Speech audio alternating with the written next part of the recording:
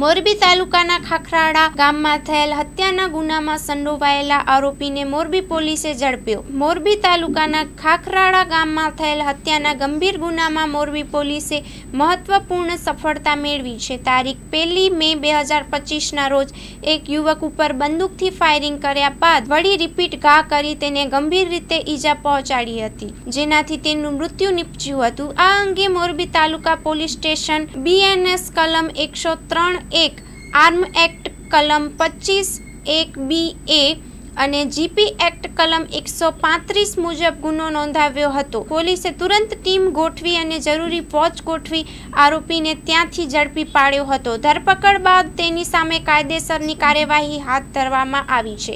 આ કાર્યવાહી દરમિયાન સ્થાનિક પોલીસ અને સર્વેલન્સ ટીમે સક્રિય ભૂમિકા નિભાવી હતી। Story by Himanshu Solanki, Morbi. માં motor driving, safe and sure driving.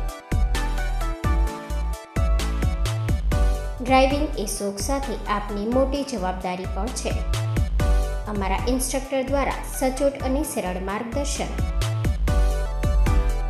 આપની રોજની તાલીમની માહિતી મેળવીને શું અધુરાશ છે તેના ઉપર પૂરું ફોકસ કરાય છે।